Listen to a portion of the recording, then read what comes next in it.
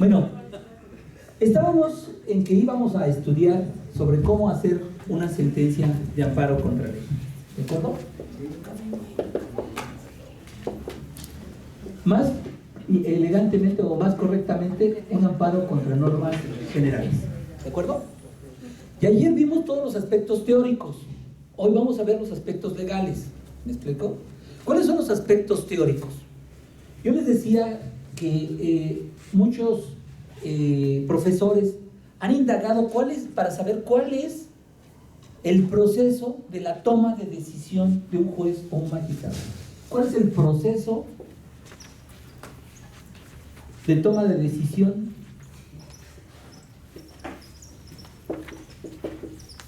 en una sentencia? Y entonces les explicaba ayer que los que han estudiado esto advierten que hay dos tipos de partes en este proceso de toma de decisión. Uno es el contexto de descubrimiento y otro es el contexto de justificación.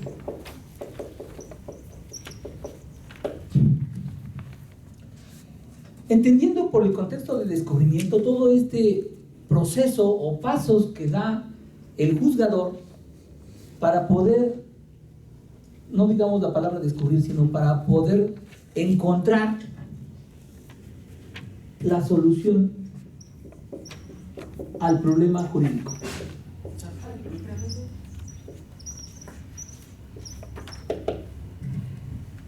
Esto significa que la elaboración de una sentencia no puede ser por corazonada. Me late que este está para amparar, me late que esto está para negar, o me late que está para conceder. Nosotros como juristas tenemos que hacerlo de manera ordenada. No podemos hacer lo que se nos pegue la gana, sino que tenemos que utilizar la Constitución y la ley para tratar de hacer nuestra sentencia de manera ordenada. Es cierto, en la sentencia se pretende que alcancemos la justicia, pero la justicia no es desde mi punto de vista subjetivo, sino de un punto de vista objetivo. ¿Y cómo lo voy a hacer esta solución de manera objetiva? Cuando yo me baso en la Constitución y en la ley y en los hechos probados en el juicio. Nadie entonces va a decir que actué con una ideología distinta, o que yo actué caprichosamente, o que yo actué parcialmente. Ahí está la ley, ahí está la Constitución, ahí están los hechos probados. ¿Me explico? Es cierto, nuestro objetivo es alcanzar la justicia, pero vamos a utilizar los instrumentos que es la Constitución, la ley y los hechos probados. Entonces, tenemos que tener un proceso para poder descubrir cuál es precisamente la solución al problema jurídico. Ya que nosotros llegamos a esta conclusión sobre cómo vamos a resolverlo, entonces hacemos el proceso de justificación, que es precisamente dar razones para demostrar que nuestra solución jurídica, nuestra solución es jurídicamente adecuada para resolver el problema jurídico.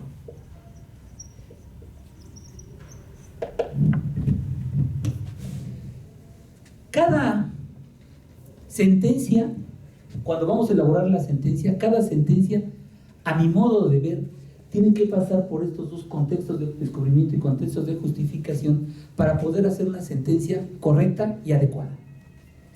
¿Me explico? Nosotros tenemos que ser cuidadosos con esto, porque si no lo hacemos de manera ordenada, puede ser que lleguemos a una solución que no sea la adecuada. Tiene que ser adecuada al problema jurídico. Cuando todos tenemos un expediente, tenemos que resolver este problema jurídico que está en el expediente. ¿Me explico? Ya no estamos con la admisión de la demanda. Si hubiera sido el auto inicial, en el auto inicial nuestro problema jurídico es: ¿le vamos a dar trámite? ¿Lo podemos prevenir? ¿Lo debemos desechar? ¿O qué piensa usted? Sí. ¿Sí qué? Que sí lo debemos hacer. O admitir, o revisar si somos competentes o no. ¿De acuerdo? Ahora bien, este contexto de justificación tratándose de un amparo contra normas generales, o bueno, tratándose de un juicio de amparo en general. Primero vamos a hacer un juicio de amparo en general. Dijimos que tenemos que advertir y revisar primero cuál es nuestro problema jurídico. Bueno, el problema jurídico es resolver en términos, digámoslo así, en términos generales. O sea, tenemos un problema jurídico general, ¿no? ¿Cuál es el problema jurídico general? Pues resolver, dictar sentencia de manera adecuada, ¿no? Este problema jurídico general implica que antes tenemos que analizar problemas jurídicos específicos. ¿Cuáles son los problemas jurídicos específicos que tenemos que revisar en primer orden? Presupuestos. Los presupuestos procesales. Entre los que están la competencia y la vía. Si fuera un juicio ordinario, veríamos personalidad, veríamos litis, consorcio, pasivo. No, es que en la competencia está por territorio, ¿no? Materia, y aquí en materia de amparo no podría ser cuantía, pero en un juicio ordinario también tendremos que ver como presupuestos procesales el litis, consorcio, pasivo necesario o litis, consorcio, pasivo activo. ¿Por qué? Porque tengo que ver si todos los que están planteando la demanda o todos los que están siendo demandados son los que deben de ser llamados a juicio para discutir el proceso. Si me falta uno, entonces no está integrado el litis, consorcio, pasivo necesario, tanto activo como pasivo, y entonces tengo que ordenar la reconstrucción del procedimiento para que esté integrado perfectamente la litis, ¿no? Pero ahorita no está nuestro tema, simplemente con la competencia y la vía es lo que podemos analizar. Y decía que hay presupuestos procesales generales, y tratándose del juicio de amparo son presupuestos procesales específicos. ¿Dónde puedo encontrar esto? ¿En qué libro lo puedo encontrar? ¿En qué jurisprudencia lo puedo encontrar? En ningún lado. Eso es lo que yo creo, después de haber estudiado libros de teoría general del proceso, juicios de amparo, haber hecho sentencias. Pero si ustedes se dan cuenta, esto no es descubrir el hilo negro, sino es contribuir a lo que prácticamente se ha hecho siempre. Ustedes vean una sentencia de hace muchos años y van a ver que el primer considerando es competencia. Muchas personas no sabían por qué estudiar la competencia, o por qué estudiar sobre la existencia del acto reclamado, o por qué estudiar las causales de improcedencia, porque así se venía haciendo. Y así les dije que yo comencé. Yo comencé estudiando, viendo esto, porque así se venía haciendo. ¿Qué es lo que me contribuyó ver el contexto de justificación y el contexto de descubrimiento? Haber estudiado la especialidad en argumentación jurídica. Eso, al momento de que yo estudié la especialidad, dije, wow, pues esto tiene sentido con lo que yo hago todos los días. ¿Me explico? Por eso yo le estoy tratando, cuando haga mi libro, ahí van a ser ya, encontrar este libro, este tipo de comentarios, pero bueno, a lo mejor nunca lo hago. Y de los presupuestos procesales dijimos que uno era la existencia del acto reclamado y las causales de improcedencia, algunas causales de improcedencia, ¿de acuerdo? Y después dijimos la legitimación en la causa, ¿de acuerdo? Que no era otra cosa que el interés jurídico y el interés legítimo, ¿de acuerdo? El interés simple no. ¿Por qué? Porque la propia ley de amparo dice que no procede el juicio de amparo con un interés simple. Y les puse el ejemplo.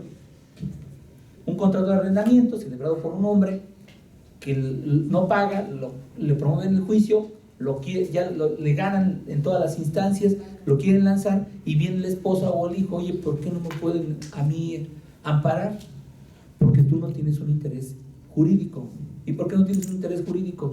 Porque quien celebró el contrato es el papá, y es el que, de acuerdo a la norma objetiva, le da el carácter de titular de un derecho como inquilino para pagar las rentas, para poseer, para defenderse en el juicio. Tú tienes un interés simple. Puede afectar tu economía, puede tener una afectación real, pero no tienes un efecto jurídico. Y yo les decía que, tratándose de amparos contra ley, solamente se debe aplicar el interés jurídico. Y yo decía esto porque uno de los efectos del amparo es restituir el derecho violado al quejoso. Y si el quejoso no se le va a aplicar la norma, ¿qué efecto tendría para él? Ninguno. ¿Me explico? Por ahí hay un criterio de la Suprema Corte diciendo que sí es posible esto, pero no sacó, lo dijo en una ejecutoria, pero no lo sacó en una tesis. ¿Por qué no lo habrá sacado en una tesis? Porque la verdad está muy cuestionable. A mí me parece que la Suprema Corte hizo un experimento, pero como que al final de cuentas no le sonó muy bueno, y por eso no sacó una tesis. Ahorita no hay una tesis que lo diga al respecto, pero si partimos de la base de que una norma general puede ser aplicada cuando es autoaplicativa o heteroaplicativa cuando hay un primer acto concreto de aplicación, si el quejoso está aquí, que con la sola entrada en vigor se actualizó las condiciones de aplicación y la hipótesis normativa, ¿tendría interés legítimo? Sí. Puede ser. Sí. Sería jurídico, porque está dirigido a él, porque el titular del derecho o la obligación está establecida en la norma. Precisamente por eso decían eso. Oye, ¿y si hay una discriminación? Bueno, si tú estás discriminado, estás una afectación. Ya estás discriminado. Si usted, por ejemplo, digo, todos tienen 10 menos él, ¿lo estoy discriminando? Es lo justo. ¿Sí es lo justo? ¿Es lo justo? ¿Usted está siendo discriminado? Sí. ¿Está siendo discriminado? ¿No? ¿Usted está siendo discriminado? No. ¿Le molesta que usted tenga 10 y el otro no? No. Pues un poquito. Se le hace injusto. Se le hace injusto. A ver, ¿quién es su enemigo para que le pregunte a él? Si usted está discriminado, usted ya tiene interés jurídico. Si él ve que usted lo discriminaron, no tiene interés jurídico. Le parece injusto. Y si le parece injusto, es una injusticia contra él. Y entonces, ¿qué es lo que pasa? Que a él le está haciendo daño lo que no se comió. ¿O no? ¿Sí o no? A mí me parece, muchos actos me pueden parecer injustos, pero no, si no van dirigidos a mí, si yo no tengo un beneficio, no puedo valer porque se acuerda lo que dice el interés legítimo, que afecte su esfera jurídica. Es una afectación no directa. ¿Sí me explico? ¿Sí le va entendiendo o no le va entendiendo? Y eso es lo que dice la Suprema Corte, es que él se puede sentir discriminado. No, espérame, si está discriminado, entonces ya es interés jurídico. Si ve que otros están siendo discriminados, entonces ya no es interés jurídico. Y es interés simple, porque puede afectar mi ideología. ¿Sí me explico? ¿Sí me explico o no me explico? Si no, deme argumentos y con gusto lo platicamos. No, sí, claro. No, pues, No, es por quiere pasar. En el caso concreto del gasolinazo, ¿sí? ¿Se puede o no se puede un interés jurídico? Yo no manejo, yo nunca he manejado, yo tengo horas de transporte. a ver, pregunta. Usted utiliza, supongamos que no usa no maneja, pero usa el transporte público, taxi, entonces ya le está afectando o no le está afectando. Yo, la verdad es que tendría que investigar y buscar argumentos para hacer lo que usted señala, pero tienen que ser argumentos jurídicos, no porque se me hace injusto. A mí se me hace completamente injusto lo de la luz, pero ya por eso puse celdas solares y ya me deja de ser injusto, ¿no? ¿Qué pasó? ¿Qué pasó? ¿Qué pasó por acá? ¿Qué pasó? ¿Qué pasó? Es que comentan que a lo mejor a quien se le hace injusto lo de la luz, pues se cuelga con un... No pueden hacer eso, o sea, eso es completamente ilegal y al final de cuentas, no, o sea, es que ves que la gente critica a los políticos, y a veces actúan de manera equivocada. ¿Está bien? O sea, si compran un disco pirata, si compran, se cuelgan de los diablitos, están robando. Y de verdad, México necesita hombres y mujeres honestos. Ahorita somos mayoría los honestos, porque si fuéramos minoría, este país se destruiría. Bueno, ¿qué es lo que entonces decíamos que después de la legitimación de la causa, qué sería? ¿Qué tenemos que analizar? El fondo del asunto. ¿De acuerdo? Yo soy competente, es procedente de la vía, existe el acto reclamado, no hay causales de improcedencia y yo tengo que estudiar el fondo. Si yo sigo estos pasos y voy llegando a conclusiones, si ustedes se dan cuenta, la competencia es un problema jurídico específico. Y puede ser que ahí tenga la solución de mi problema, ahí me quedo. ¿Sí me explico? Y lo único que tengo que hacer, siguiendo los mismos pasos, ahora hacer el proceso de justificación. La norma dice que, les puse el ejemplo les acabo de poner fuera de cámaras, sobre el ejemplo de esta incompetencia, ¿no? ¿Qué es lo que yo dije? Se reclama la omisión, la negativa del director del registro civil de inscribir, de hacer un acta de nacimiento en donde dos personas del mismo sexo eran padres de un menor, ¿no?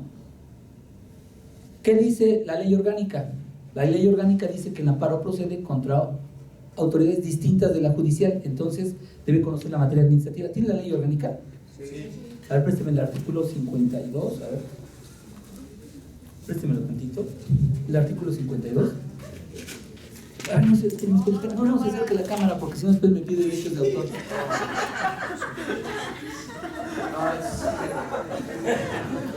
Es que ya se quiere hacer famoso. O sea.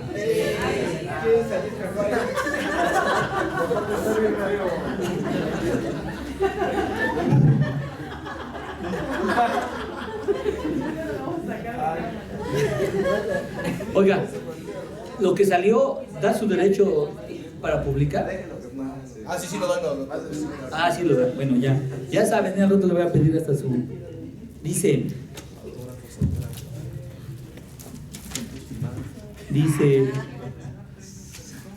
la fracción, dice el artículo 52 de la ley orgánica: los jueces de distrito en materia administrativa conocerán de los juicios de amparo que se promuevan contra actos de autoridad distinta de la judicial. Distinta de la judicial. ¿El director del registro civil es una autoridad distinta de la judicial? Sí. Entonces, dice aquí que los juicios de amparo que se promuevan contra autoridades distintas de la judicial.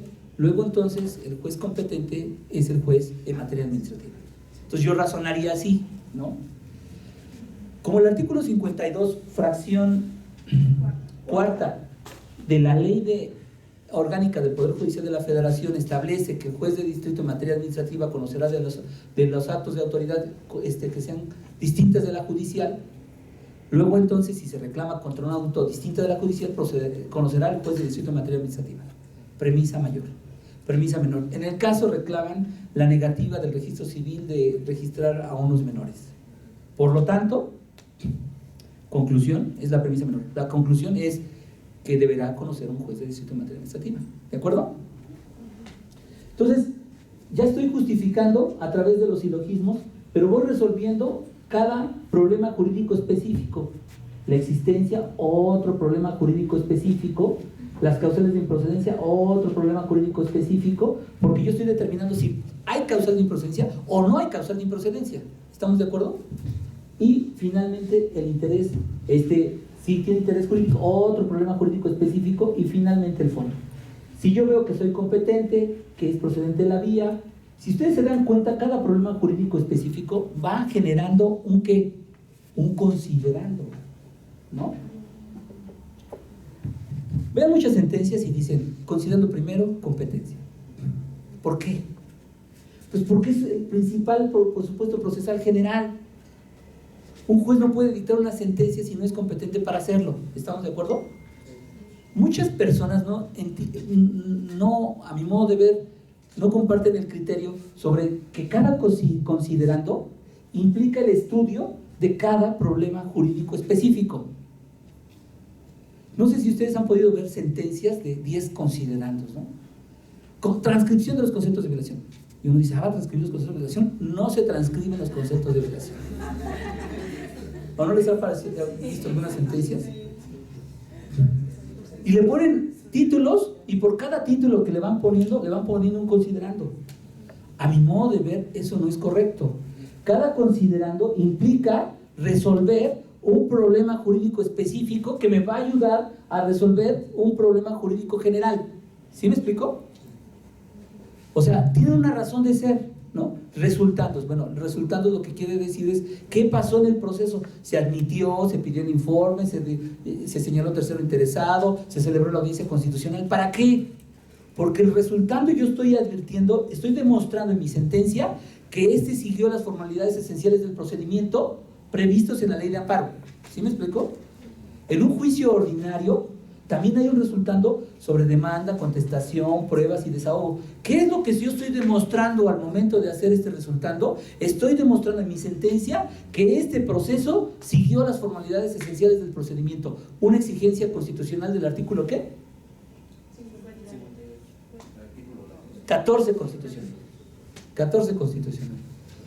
Es que hay veces que veo que alguna gente como que está pensando en otra cosa y sí les pido que sus problemas los dejen en la puerta y ya después cuando se quieren se los lleven. No estoy pensando, si la persona bosteza o hablo, no es porque estoy en contra de él, sino para tratarlo de meterlo a nuestro comentario, ¿de acuerdo? O sea, sí se lo comento para que no crea que es personal, ¿sale? Entonces sí lo veía un poco así como distraído, entonces lo quise traer acá con nosotros, ¿de acuerdo? Entonces, ¿qué estábamos comentando? Sí, yo tengo los resultados, entonces son como consecuencia que yo voy a demostrar en mi sentencia que estoy realizando ¿qué? Que se siguieron los resultados. En los resultados que se siguieron las formalidades esenciales del procedimiento. Exacto. ¿Me explico? Y en los considerandos es que yo voy resolviendo cada problema jurídico específico para demostrar que estoy cumpliendo cada uno de los requisitos. Uno de los requisitos, tanto desde la Constitución, es la competencia. ¿Estamos de acuerdo? Y tratándose de materia de amparo, estoy demostrando que existe el acto reclamado, porque si no existiera, entonces debería de sobreseer. Y puedo decir, ¿por qué? Porque hay una jurisprudencia que dice que si yo no advierto causales de improcedencia, no tengo por qué hacer un análisis de todas ellas, pero significa que yo hice el análisis del acto reclamado confrontándolo con el artículo 61 y advirtiendo que ninguna causal de improcedencia se dio. Y solamente tengo que, como dice la jurisprudencia, señalar que no hay causales de improcedencia que se actualicen en el caso. Y cito la tesis y con eso da por sentado que yo estoy demostrando de que sí la revisé, pero no hubo. ¿De acuerdo? ¿Por qué? Porque no tendría que poner causal por causal, porque si no serían sentencias muy largas, ¿sí? Nada más, un magistrado nos había comentado que no era necesario una transcripción de una tesis si ya estaba inmerso en la ley. ¿Usted de otro criterio? ¿Cómo? Sí, o sea, en causales de improcedencia. Yo tengo la obligación como juzgador de analizarla, pero si yo ya la estoy analizando, no es necesario que yo le agregue de mi tesis. O sea, si yo ya lo puse, yo ya analicé las causales de improcedencia, ya ahí sí queda, conforme a la ley de amparo. Es que, a ver, si logré entender su pregunta. O sea, hubo magistrado.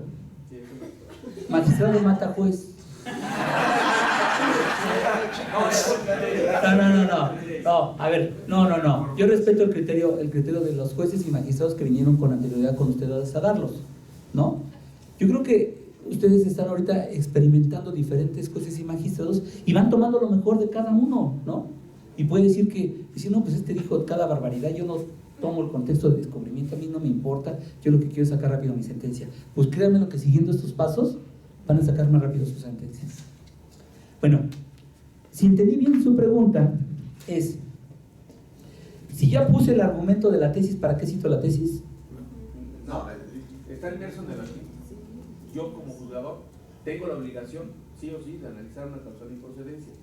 A ver. Yo creo que lo que quiso decir. La verdad es que sí, o sea, sí hubo un matiscado que dijo lo siguiente, o sea, ¿por qué hay que citar una tesis de algo que ya viene establecido y perfectamente definido en la ley, que es la obligación de los juzgadores de estudiar de oficio las causales de improcedencia? Entonces, si dice, con que ustedes citen el artículo, el 62, ya es innecesario citar una tesis que habla de lo mismo. Ajá. Las tesis nada más las citemos cuando el caso concreto amerite interpretación o criterio. Dice, Gracias, amigo, gracias. Los amo. dice, el artículo 62 dice, las causales de improcedencia se iniciarán de oficio por el órgano jurisdiccional que conozca del juicio de amparo. Pregunta, aquí dice que ya no sean, si no advierto, no se tenga que analizar. ¿Qué es lo que dice el artículo 62? O sea, con perdón, que me disculpe el magistrado, no sé quién haya sido, seguramente muy apreciado por ustedes. Al final de cuentas, los maestros, dice, las causales de improcedencia se analizarán de oficio por el órgano jurisdiccional que conozca del juicio de amparo. Me está diciendo el artículo 62 que si yo no advierto ninguna, no tengo por qué dar razones. Así se entendería. O sea, a mí ya la ley, así lo entiendo yo, a lo mejor estoy equivocado. Pero según lo que yo entiendo yo, juzgador de oficio, las tengo que ver. Sí. Y yo nada más expreso, este juzgado no ha abierto una causal de improcedencia y no cito tesis. A ver, la pregunta es, así como está el artículo, en su sentido literal, le dice a usted que no tiene por qué, que si no las encuentra no tiene por qué decirlas. Esto es un producto de una interpretación de una tesis. A mí me parece que el artículo 62 es insuficiente para poder justificar que no tengo que razonar que todas las causales se dan. ¿Sí me explico? Hay algunos, por ejemplo, juzgadores que dicen extemporaneidad de la demanda y ponen su cuadrito con calendario y con toda la cosa. Y por lo tanto, está en tiempo. Bueno, si lo quieren hacer por seguridad está bien. Yo siempre lo cuento. Independientemente de que me traigan el proyecto, que me dicen que no hubo causal, es una de las circunstancias que yo siempre hago. Y seguramente la persona que lo hace es con la finalidad de que él o los demás que lo lean adviertan de manera fehaciente que está presentada en tiempo. ¿Me explico? Que es una causal que debe ser muy evidente porque siempre se debe de contabilizar. A lo que me refiero es que la tesis dice que de oficio, el artículo 62, que de oficio debemos de analizar las causales de improcedencia. Pero no nos dice si las debemos de establecer en la sentencia o no las debemos establecer en la sentencia. Yo les digo que para procesos de justificación es suficiente decir que no se advirtió, quiere decir que sí se analizó de oficio, pero no se advirtió una causal de improcedencia y que por lo tanto no tengo por qué establecer razones para demostrar que efectivamente no hay ninguna causal de improcedencia. ¿Dónde me da ese fundamento y ese sustento para decir eso? La jurisprudencia. Porque la jurisprudencia está interpretando el artículo 62. La sola en sentido literal no me alcanza para hacer para justificar, no estudiar no poner el estudio de todas las causales de improcedencia. ¿Me explico? Por eso yo creo es que el artículo 62 es insuficiente y yo tendría que poner la tesis. Ese es mi punto de vista. Eso es lo que yo le diría al magistrado, ¿no? Pero el magistrado va a decir, a ver, magistrado mata a juez. Y yo le diría, su señoría, claro. Es que ya entendí, porque si no, el decirlo nada más sería como muy dogmático, ¿no? Exacto. No tendría fundamento. ¿De acuerdo? Bueno, y entonces, yo cuando digo que no advierto causal de improcedencia, también incluyo la legitimación en la causa. Ya advertí que no había, que sí tenía legitimación en la causa y ahora voy a revisar el fondo del asunto. ¿De acuerdo? Ahora bien, ¿qué dice la ley? Esto es lo que dice en forma teórica, lo que dice la ley. Vamos a ver qué dice la ley. Vamos a ver qué dice el artículo 74 de la ley de amparo. ¿Quién me lee el artículo 74? ¿Me lo lee usted, abogada?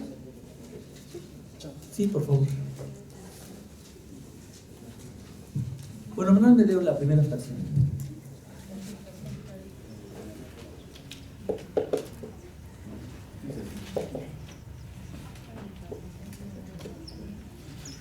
Artículo 74. La sentencia debe contener, primero, la fijación clara y precisa del acto reclamado. Segundo, Espérame. Precisión. ¿Qué dice? la fijación. Fijación, perdón. Entendí precisión. Fijación. ¿Qué? Clara y precisa ¿Sí? del acto reclamado. Si ustedes se dan cuenta, la ley exige que se haya una fijación clara y específica del acto reclamado. Pregunta: ¿en qué considerando iría? En el segundo.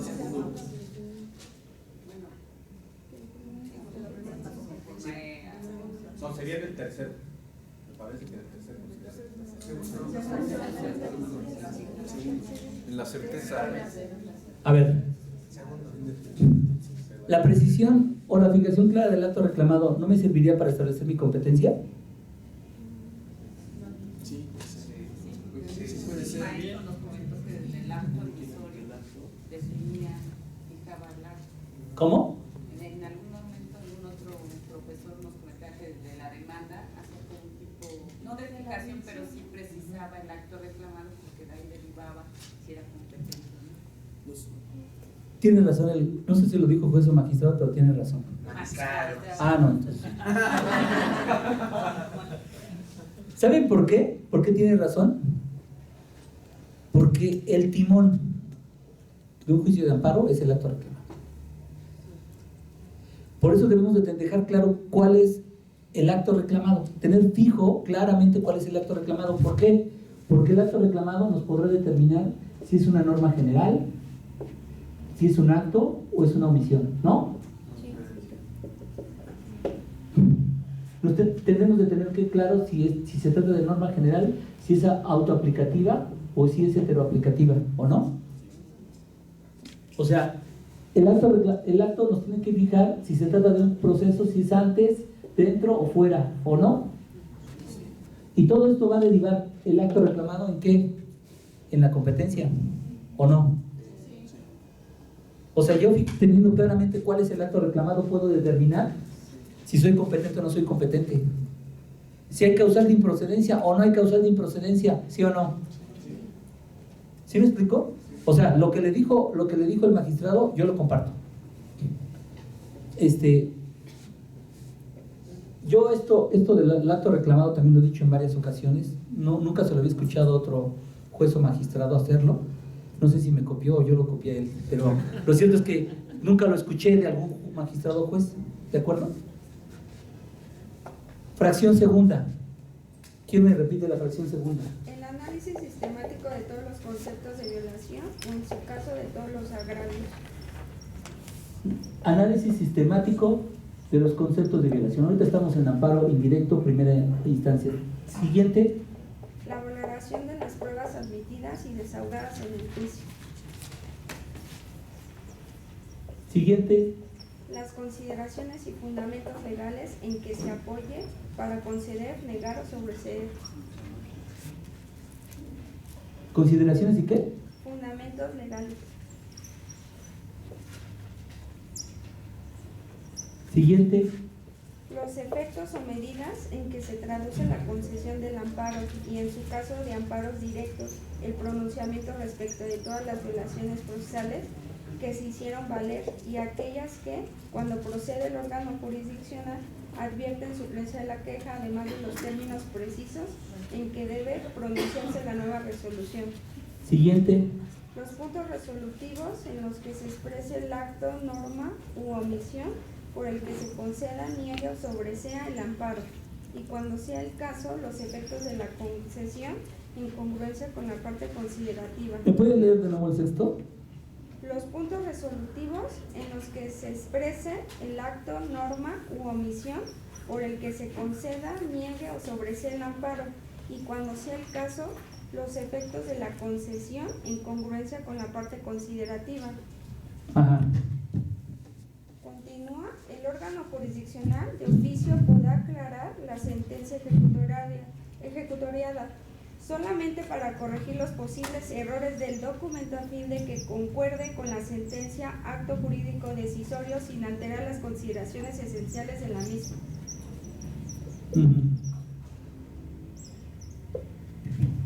Ok. Si ustedes advierten, el artículo 74 nos da los requisitos que debe contener la demanda. Fijación clara y precisa del acto reclamado. Puede ser en competencia o puede ser en la existencia del acto reclamado, pero nos los exige la ley, ¿de acuerdo?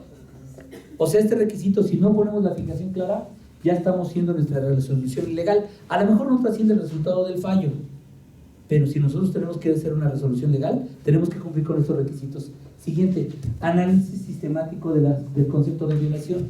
Y ustedes me podrán decir, ¿y dónde está lo de las causales de improcedencia? Estaba en el artículo 62. Por eso el artículo 62 tiene que ser considerado al momento de dictar sentencia. ¿De acuerdo? Valoración de pruebas. Consideraciones y fundamentos para negar, conceder o sobreseer los efectos de la concesión y si hay suplencia. Y los puntos resolutivos, dice, en la que se exprese el acto reclamado. Quiere decir que en los puntos resolutivos tengo que decir, ¿ya ven cuál es la fórmula? La justicia de la unión ampara y protege. ¿Eso está de acuerdo a lo que dice la ley? ¿Qué piensa usted?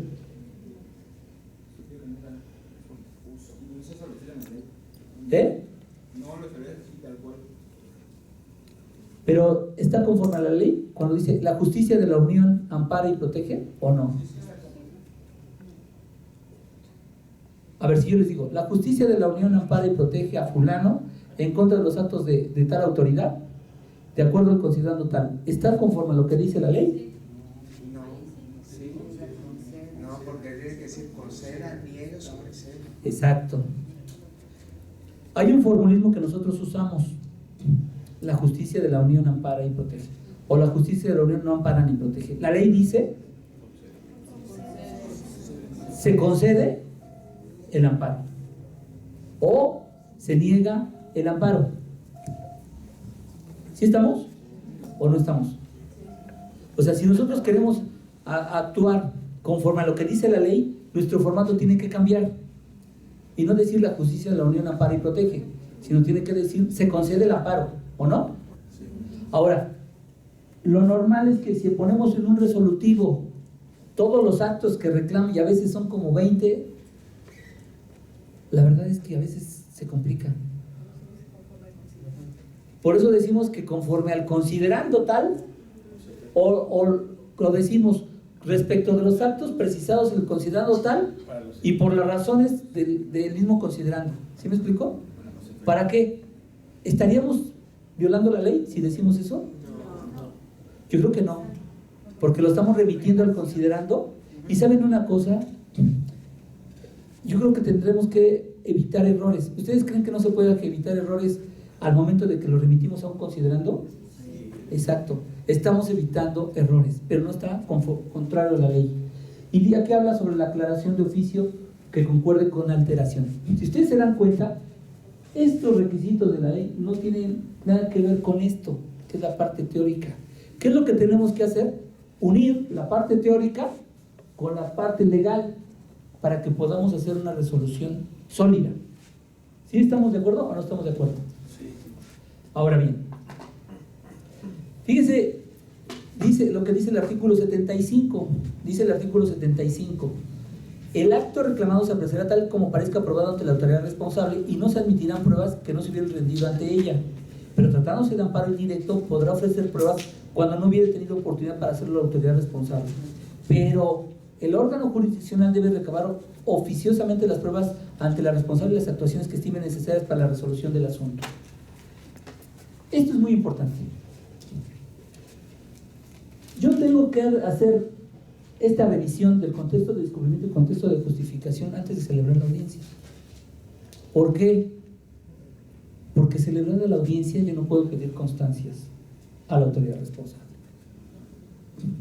Si yo quiero ser una persona cuidadosa de mi trabajo como secretario, cuando se va a celebrar la audiencia constitucional, yo tengo que hacer mi contexto de mi contexto de descubrimiento y mi contexto de justificación y advertir si me faltan constancias, ¿no? Dice que se probará tal como aparezca aprobado ante el titular responsable. ¿Qué es lo que hacen muchos secretarios? Pues dicen, pido copia certificada de todo lo actuado para que entonces ya lo tenga ahí y ya no me falte nada. Y ya revisé mis dos contextos. Al final de cuentas lo vas a tener que hacer. Y si no lo haces, vas a tener consecuencias de hacer trabajo infructuoso o equivocado. ¿De acuerdo? De Dios igual, porque tú si pides todo y no te sirve todo. O sea, cuando uno ya aprende a hacer esto rápidamente, pide exactamente lo que necesita. Y luego dice aquí, el artículo 76, dice, el órgano jurisdiccional debe corregir errores en la cita de preceptos y poder examinar en conjunto todos los conceptos de violación. Un poco reiterando lo del artículo 74, y resolver la cuestión efectivamente planteada sin cambiar los hechos. Y el 77 dice que los efectos, ya nos aclara un poco lo que los efectos, dice que si se trata de un acto positivo, aquí puede ser un acto positivo y un acto negativo o omisión. Los efectos del positivo es restitutorio.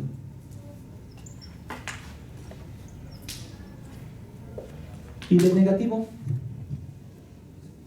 ¿por qué son restitutorios? Fíjense lo que dice el artículo 77.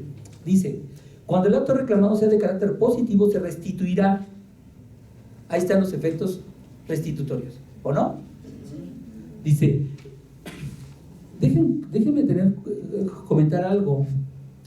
En una de las conferencias que yo di sobre la suspensión, no es que esté haciendo propaganda a mi canal de YouTube, pero es el único medio para hacer mi comercial. Hay una sobre la suspensión, creo que es la penúltima, una de las últimas.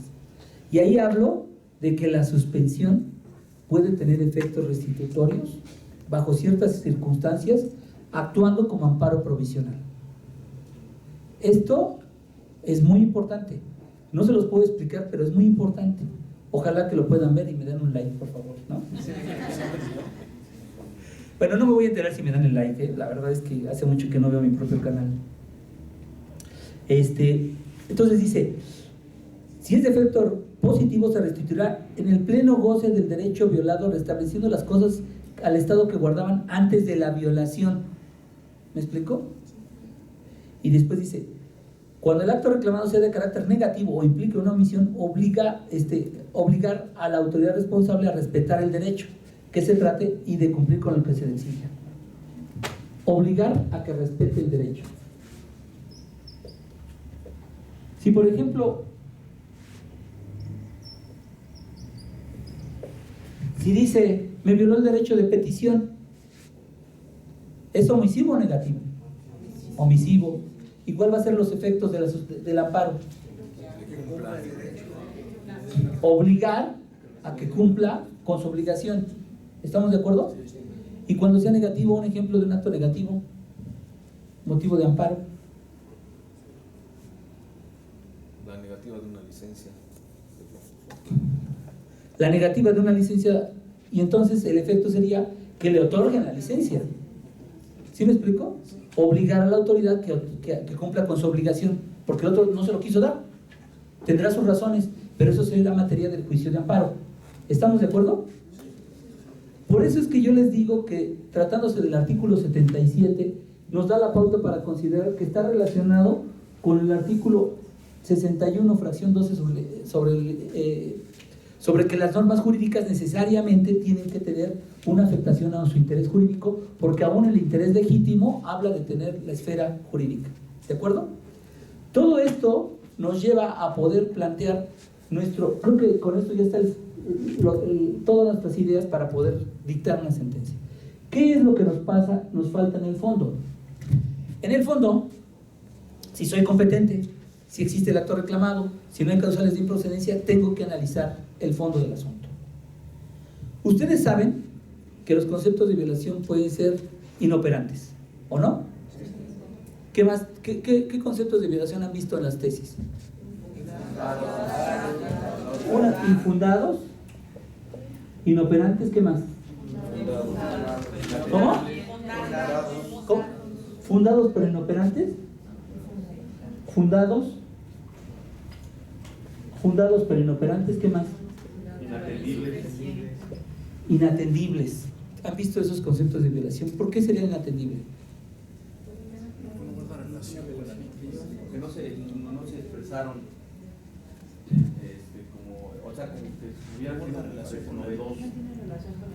¿Sí? Y si fuera novedoso, ¿serían inoperantes? ¿Sí o no? ¿Qué más hay? Miren, ineficaces. ¿Y no serían inoperantes? Miren, déjenme decirles que todo esto de los conceptos de violación lo hemos establecido a través de las jurisprudencias. Por ejemplo, si un concepto de violación, un argumento establecido en un concepto de violación no se hizo ante la autoridad responsable, sería inoperante por novedoso. Supongamos que el acto reclamado está sostenido por solo dos patas y le quitas una, ¿esa mesa se sostendría?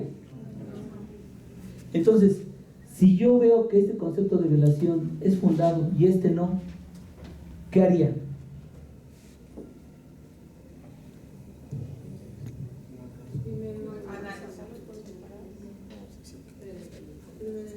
Fíjese lo que dice aquí: análisis sistemático de los conceptos de violación. ¿Cómo? Si el fundado igual se traduce en una concesión, yo me iría primero al fundado. ¿Por qué? Pues yo creo que sería el mayor beneficio para que... Por el principio del mayor beneficio. ¿Me explico? Si se le cae el argumento con este, decimos, con esto es suficiente. Este es fundado, pero suficiente. No significa que no haya estudiado sistemáticamente los conceptos de violación, pero advertí que de todos hay uno que es fundado y suficiente para conceder el amparo. Ninguna necesidad tengo de estudiar los demás, por atendiendo el principio del mayor beneficio. ¿Estamos de acuerdo? Pero si una mesa tiene muchas patas, ¿se caerá con uno solo? ¿Y si es fundado? No la ayuda.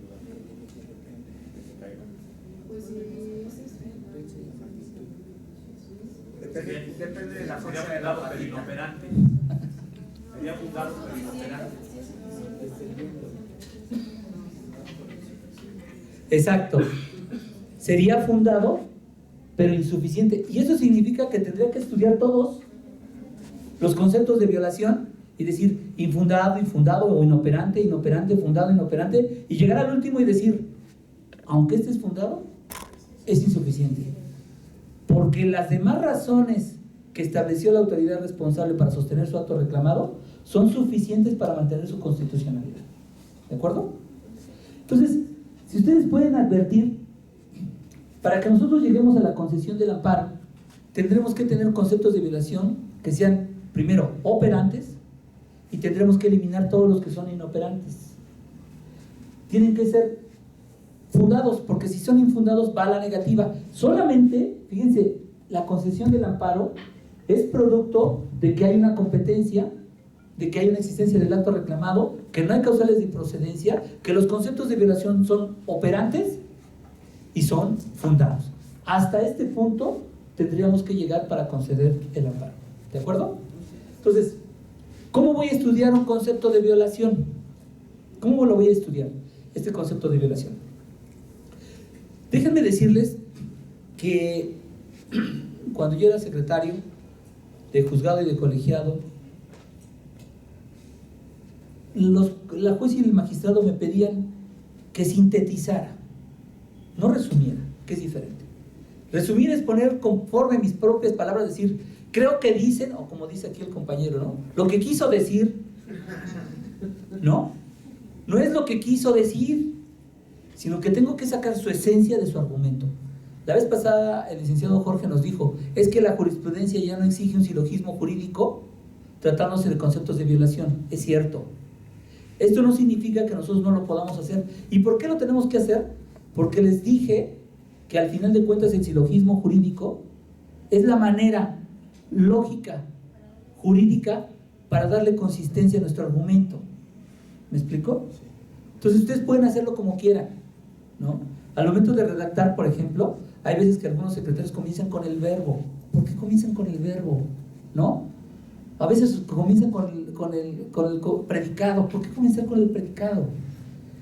No se trata de hacer un poema, ¿no? Algunos quieren hacer un poema en su sentencia. Mejor eso hágalo para su novia o para su novio, ¿no? Se los va a agradecer. Pero al justiciable no les interesa que ustedes puedan hacer unos buenos literarios, ¿no? Comenzamos sujeto, verbo y complemento. Sujeto, verbo y complemento. Sujeto, verbo y complemento. Y así vamos desarrollando todas nuestras ideas aplicando lo del silogismo jurídico. Entonces, ¿cómo voy a resolver el fondo de mi asunto? De esta manera. ¿Qué pasa cuando el juicio de amparo es contra normas generales?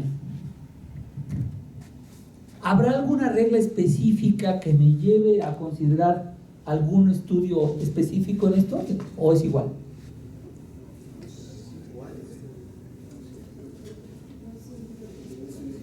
¿Qué piensan? Que sí hay una diferencia.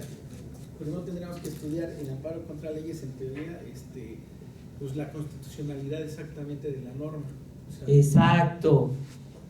Él sí vino a la clase cuando vimos eso. ¿Se acuerdan lo que dijimos? Que cuando reclamaban una norma general unida con el acto de aplicación, tratándose de sobreseimiento, de causal de improcedencia, teníamos que estudiar primero.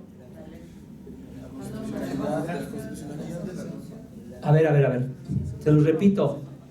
Cuando están estrechamente vinculados la norma y el acto, tratándose de estudio de procedencia, ¿qué es lo que se tiene que estudiar?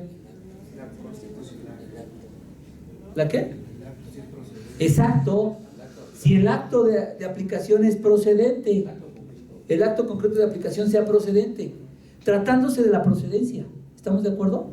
Pero tratándose de la constitucionalidad, el fondo del asunto, tenemos que estudiar primero los conceptos de violación dirigidos a la constitucionalidad del acto reclamado. Así les dije las reglas. Si ustedes vean sus apuntes o vean los videos, no vean, no pueden ver los videos porque no los he subido, pero no les interesa a ustedes, o sea que antes del examen. No. ¿Saben qué es lo que pienso hacer?